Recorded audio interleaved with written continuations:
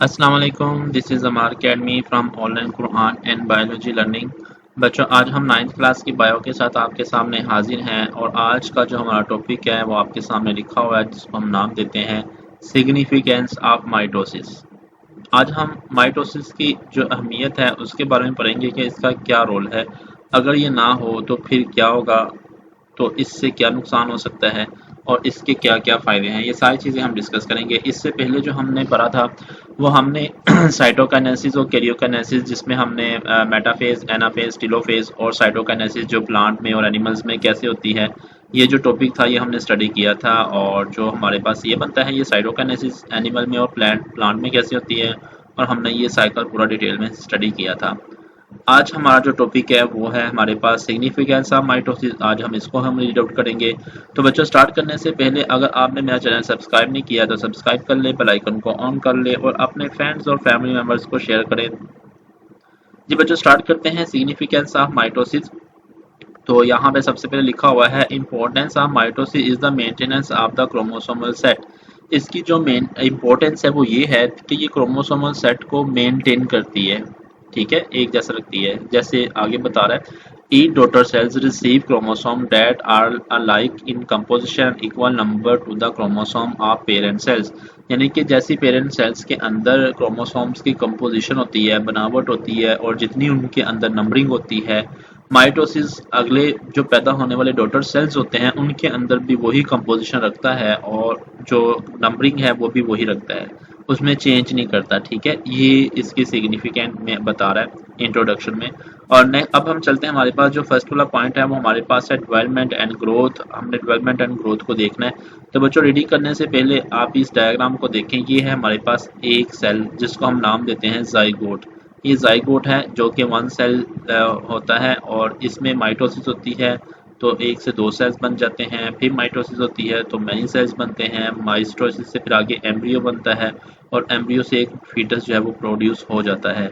तो ये जितना भी आपको, इसको हम नाम देते हैं डेवलपमेंट। ये जितनी भी डेवलपमेंट यहाँ पे हुई है, इस डेवलपमेंट का किसकी वजह से हुई है, कैसे हुई है, ये माइटोसिस की बदौलत ही हुई है। ठीक है, अब ये है कि ये जब ये फीटस प्रोड्यूस हो जाता है तो उसके बाद फिर ये छोटा सा पैदा होता है और इसकी जो ना हाइट में इजाफा होता है, और इसकी जो हाइट में इजाफा होता है वो कौन करता है, उसको हम ग्रोथ का नाम देते हैं।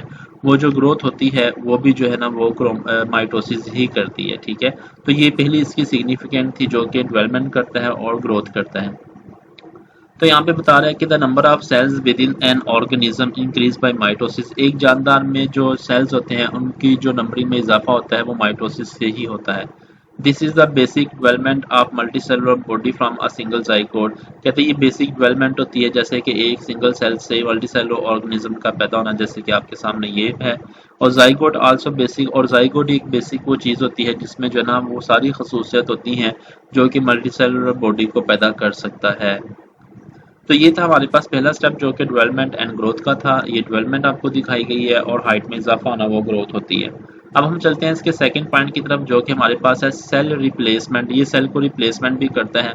मतलब ये है कि अगर आपकी बॉडी के जो सेल्स हैं अगर वो चोट लगने की वजह से वो डैमेज हो चुके हैं, ख़त्म हो चुके हैं, तो उन सेल्स की जगह नए सेल्स भी ये पैदा करता है और ये भी जो है वो माइटोसिस ही करता है। तो कह रहे हैं कि in some parts of the body, body के कुछ हिस्सों में जैसे कि स्किन है और डाइजेस्टिव ट्रैक है, are constantly sloughed off and replace by the new ones. कहते हैं कि इसमें हमारी स्किन के और डाइजेस्टिव ट्रैक के जो सेल्स होते हैं ये मुसलसल जो है ना उतरते रहते हैं, और जब ये उतरते हैं तो इनकी जगह नए सेल्स बनते हैं, और इनकी जगह जो नए सेल्स बनते हैं वो कौन बनाता है, वो यही बनाता है, mitosis. New cells are form by mitosis. नए सेल माइटोसिस से बनते हैं and are so exact copy of the cell being replace, और इनकी जो बिल्कुल वैसी ही कॉपी होती है जैसे ये खत्म होते हैं। यानी कि जैसा सेल्स खत्म होता है नए सेल्स जो बनते हैं वो बिल्कुल उसी तरह के होते हैं। अगर स्किन सेल्स डैमेज हुए हैं तो स्किन सेल्स ही पैदा करेगी, अगर डाइजेस्टिव ट्रैक के सेल्स खत्म हुए हैं तो उनके डाइजेस्टिव ट्रैक के ही सेल्स प्रोड्यूस करेगी। ये इसकी खासियत है, बिल्कुल वैसा करते हैं।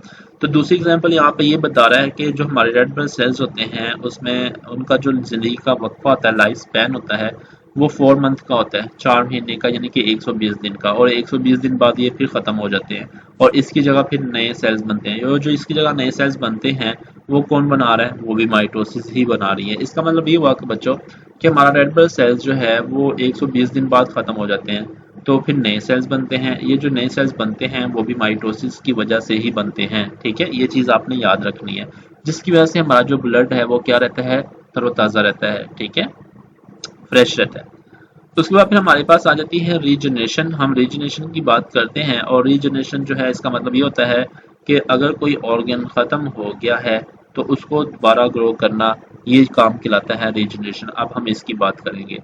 तो वो कह रहे हैं कि some organism can regenerate parts of their body. कुछ जानवर ऐसे हैं जो अपनी बॉडी के पार्ट्स को रीजनरेट कर सकते हैं।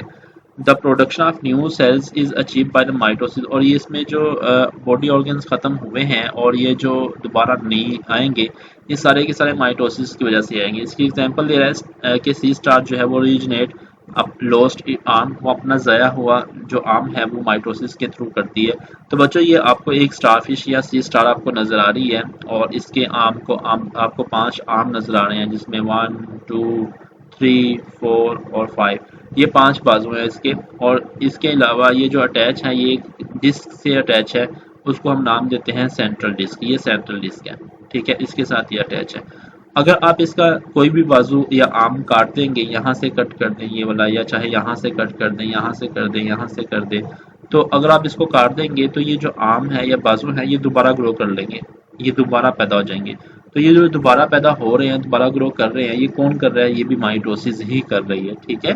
तो ये चीज़ आपने याद रखनी है कि माइटोसिस ये काम करती है। तो इसको हम कहते हैं रीजनरेशन, क्योंकि वो खत्म हो चुका था, दोबारा रीजनरेट हुआ है, दोबारा पैदा हुआ है, इसलिए उसको हम नाम देते हैं regeneration.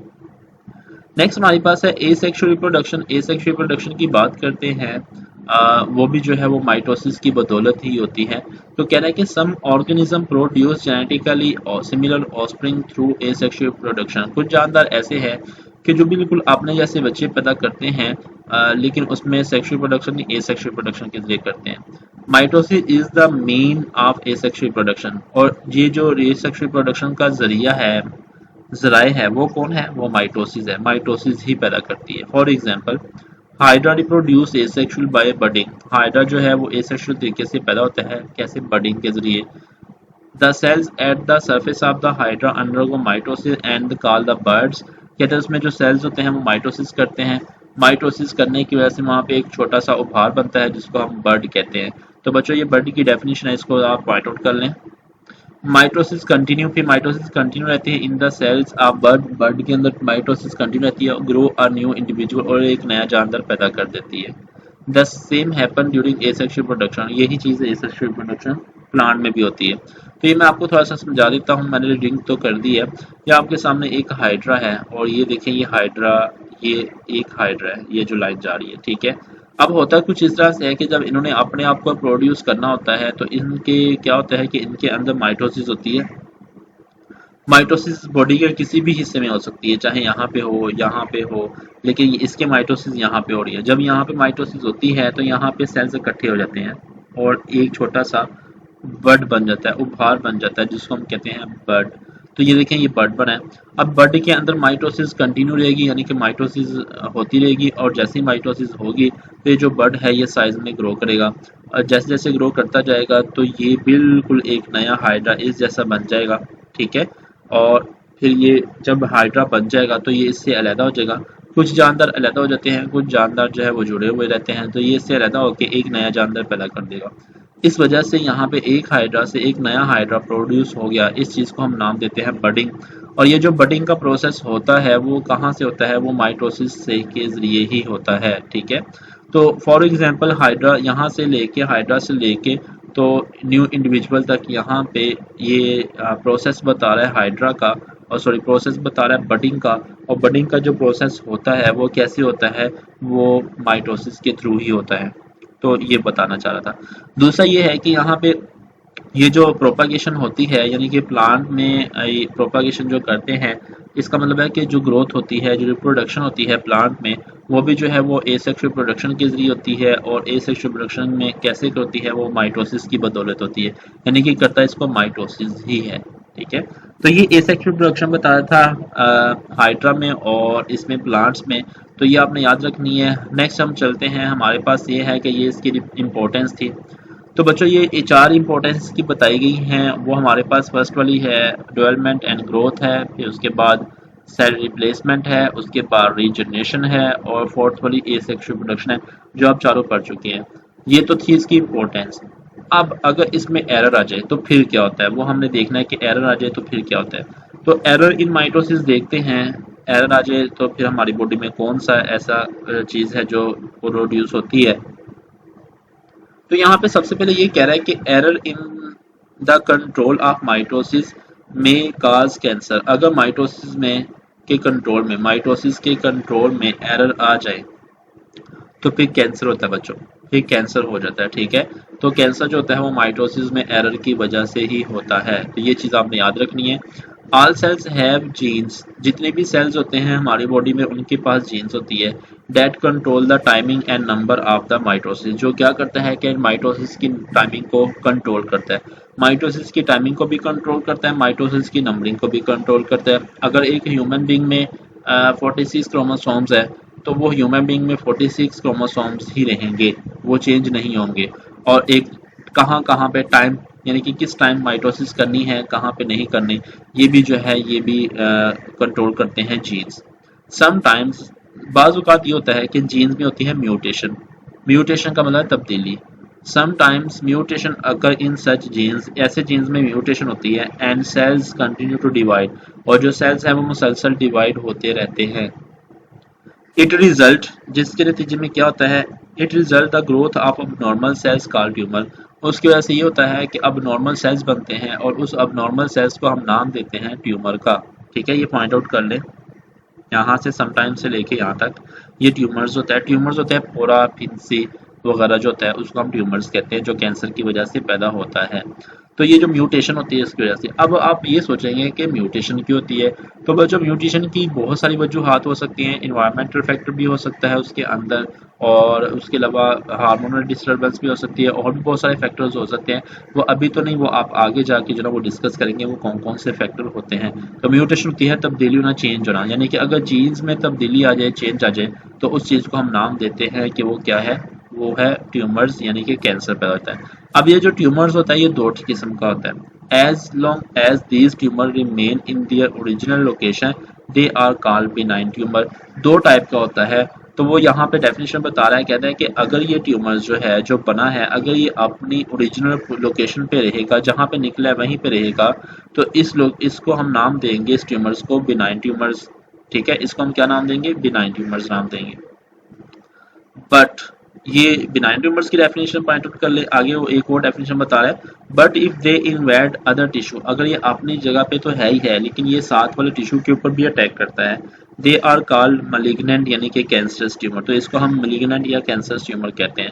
And their cells are called cancer cells, और इनके सेल्स को हम क्या नाम देते हैं, कैंसर सेल्स। ये दूसरी डेफिनेशन, इसको हम पॉइंट आउट कर लें। तो बच्चों दो किस्म का आपने ट्यूमर्स पढ़ा, एक को हम कहते हैं बिनाइन ट्यूमर्स और एक को हम कहते हैं मैलिग्नेंट ट्यूमर्स। तो जो बिनाइन ट्यूमर्स होता है ये मासूम होता है, ये जहाँ पे निकलता है वहीं पे रहता है, ये साथ वालों को नुकसान भी नहीं पहुँचाता। ठीक है, और ये ठीक भी हो जाता है। तो ये थोड़ा मासूम ट्यूमर है, बिनाइन ट्यूमर, ये इतना नुकसान नहीं पहुँचाता। लेकिन जो मलिग्नेंट ट्यूमर है, ये जो मलिग्नेंट ट्यूमर है ये बहुत खतरनाक होता है। इसको हम कहते हैं कैंसर सेल्स भी कह सकते हैं, क्योंकि ये क्या करता है, ये जहाँ पे निकलता है वहाँ पे तो ये जगह को खराब करता ही करता है, लेकिन ये साथ वाले टिश्यू जो होते हैं उनको भी डैमेज करता है, और फिर ये फैलता जाता है, और यहाँ तक कि फिर इसको हम कैंसर सेल्स कहते हैं, और ये नाम दे रहा है वो। सच ट्यूमर कैन, आगे एक और डेफिनेशन है वो भी जरा पॉइंट आउट कर ले। Such tumours can send cancer cells to other parts of the body where new tumours may form. This phenomenon is called metastasis spreading the disease. यहाँ तक ये पॉइंट आउट कर ले। वो कह रहा है कि ये जो मलिग्नेंट ट्यूमर्स होता है, ये मलिग्नेंट ट्यूमर्स क्या करता है, ये दूसरी जगह पे अपने कैंसर सेल्स को भेजता है, और जब दूसरी जगह पे कैंसर सेल्स को भेजता है तो वहाँ पे एक नया ट्यूमर्स पैदा हो जाता है। वो जो नया ट्यूमर्स पैदा होता है फिर वो एक नई जगह पे कैंसर सेल्स भेजता है, वहाँ पे भी ट्यूमर बन जाता है। इस तरह बीमारी फैलती है, और इस तरह बीमारी के फैलने के अमल को हम जो नाम देते हैं उसको हम कहते हैं मेटास्टेसिस, यानी कि स्प्रेडिंग ऑफ डिजीज। ठीक है, तो ये नाम देते हैं। तो ये बच्चों हमारे पास एरर इन माइटोसिस था, और इस वजह से माइटोसिस में एरर नहीं आनी चाहिए, जो जीन्स हैं उसमें म्यूटेशन नहीं होनी चाहिए, जिस टाइमिंग से और जिस नंबर के साथ माइटोसिस होती है नॉर्मल तरीके से वो होनी चाहिए। अगर इसमें चेंज आ जाए तो फिर कैंसर पैदा होते हैं, और कैंसर दो टाइप के आपने पढ़ा है, एक को हम कहते हैं बिनाइन ट्यूमर्स और दूसरे को हम कहते हैं मलिग्नेंट ट्यूमर्स। और एक और डेफिनेशन बनी है कि मलिग्नेंट ट्यूमर की वजह से जो बीमारी फैलती है, इस बीमारी के फैलने के अमल को हम मेटास्टेसिस कहते हैं। तो बच्चों यहाँ पे हमारा टॉपिक जो है वो कंप्लीट होता है। आज आपने सिग्निफिकेंस ऑफ माइटोसिस पढ़ी, एरर इन माइटोसिस पढ़ा, ठीक है, चार सिग्निफिकेंट थी और एरर था, एरर में कुछ डेफिनेशंस आपने रीड आउट की। तो यहाँ पे हम अपना टॉपिक कंप्लीट करते हैं। कल हम इंशाल्लाह जो है वो नए लेसन के साथ आपके सामने हाजिर होंगे। आप लेसन को पूरा कंप्लीट सुनिएगा, और अगर आपको कहीं से समझ ना आए तो कमेंट सेक्शन में जाके कमेंट्स कर सकते हैं, मैं इंशाल्लाह आपको उसका आंसर दूंगा। कल नए टॉपिक के साथ फिर हाजिर होंगे, तब तक के लिए इजाज़त दीजिए। अल्लाह हाफिज़।